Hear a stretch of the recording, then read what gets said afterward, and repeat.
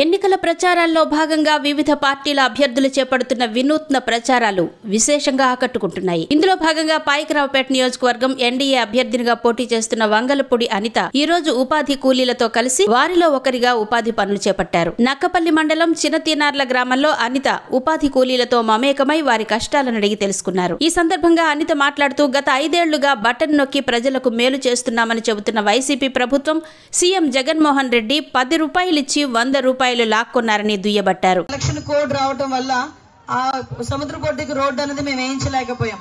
కానీ 5 సంవత్సరాల్లో ఎమ్మెల్యే వచ్చాడు, తక్కువ మెజార్టీతో వచ్చాడా?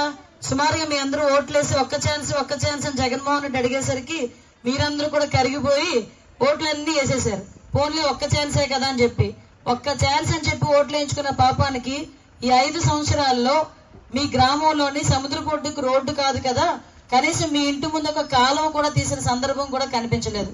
దయచేసి ఇదంతా మీరందరూ కూడా గ్రహించుకోవాలి. అదేవిధంగా ఏమంటాడు, నవరత్నాలు ఇచ్చానన్నాడు. ఎవరికైనా నవరత్నాలు ఇస్తే ఆస్తి కూడగడతాం, కానీ మనం ఈరోజు ఆస్తులు అమ్ముకుంటున్నాం. ఏ రకంగా అమ్ముకుంటున్నామంటే నీకు 10 రూపాయలు ఇచ్చినట్టు ఇచ్చి 100 రూపాయలు వెనక్కి లాక్కుంటున్నాడు. ఈరోజు అమ్మఒడి అని చెప్పి నీకు 13,000 రూపాయలు ఇచ్చాడు. ఎంతమంది పిల్లలు ఉంటే అంతమందికి ఇస్తారన్నాడు, కానీ నెగ్గిన తర్వాత ఒక పిల్లడికే అన్నాడు. పోనా ఒక పిల్లడికైనా తిన్నగా 15,000 ఇచ్చాడు అంటే కాదట, 13,000 అన్నట. నీకు అమ్మఒడిలో డబ్బులు వేసిన వెంటనే కందిపప్పు రేటు పెరిగిపోద్ది, పెసరపప్పు రేటు పెరిగిపోద్ది, ఎండుమిరపకాయ రేటు పెరిగిపోద్ది, చింతపండు రేటు పెరిగిపోద్ది.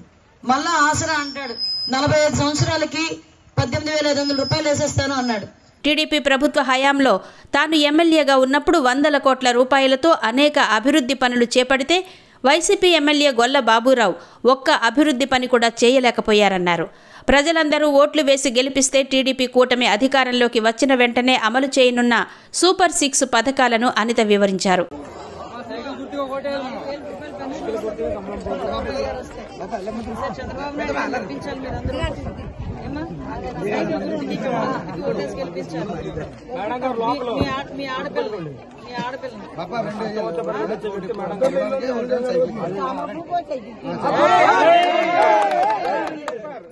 ఎమ్మెల్యేగా పోటీ చేస్తున్న తనకు సైకిల్ గుర్తుపైన, కూటమి ఎంపీ అభ్యర్థిగా పోటీ చేస్తున్న సీఎం రమేష్కు కమలం గుర్తుపైన ఓట్లు వేసి గెలిపించాలని రైతులు, ఉపాధి కూలీలను అనిత అర్థించారు. ఈ కార్యక్రమంలో అనిత వెంట టీడీపీ నాయకులు కొప్పిశెట్టి వెంకటేష్, గరికిన నూకరాజు, వాసుపల్లి సత్యం, జనసేన నాయకులు కందాళ నాగరాజు, ప్రసన్నకుమార్ తదితరులు పాల్గొన్నారు.